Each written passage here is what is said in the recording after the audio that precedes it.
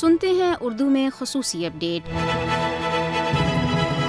بھارت میں B J پی کے اقتدار میں آنے کے بعد مسلمانوں پر ظلم و ستم اور ان کے خلاف نفرت میں تیزی سے اضافہ ہوا ہے۔ بھارتی مسلمانوں کو دھمکایا، ہراساں اور ان پر حملے کیے جا رہے ہیں۔ آر ایس ایس کی حمایت یافتہ مودی حکومت بھارت میں ہندو بالادستی کے فروغ کے لیے کام کر رہی ہے اور گھر واپسی کے نام پر پرتشدد مہم کے ذریعے مسلمانوں کو ہندو مذہب اختیار کرنے پر مجبور کیا جا رہا ہے۔ مودی کے بھارت میں مسلمانوں کے ساتھ زندگی کے تمام شعبوں میں ہی امتیازی سلوک روا رکھا جا رہا ہے۔ اس سلسلے میں معروف امریکی مفکر پروفیسر نوم چومسکی نے کہا ہے کہ اسلاموفوبیا بھارت میں اپنی سب سے مہلک شکل اختیار کر رہا ہے، جہاں مودی حکومت منظم طریقے سے بھارت کی سیکولر جمہوریت کو ختم کر رہی ہے اور ملک کو نسل پرست ہندو ریاست میں تبدیل کر رہی ہے۔ ان کا کہنا ہے کہ بھارت میں تقریباً 25 کروڑ مسلمانوں کو ایک مظلوم اقلیت بنا دیا گیا ہے۔ او آئی سی نے بھی اپنے حالیہ بیان میں کہا ہے کہ بھارت میں مسلمانوں اور مساجد پر مسلسل حملے، مختلف ریاستوں میں مسلم دشمن قانون سازی اور ہندو توا گروہوں کی طرف سے مسلمانوں کے خلاف تشدد کے واقعات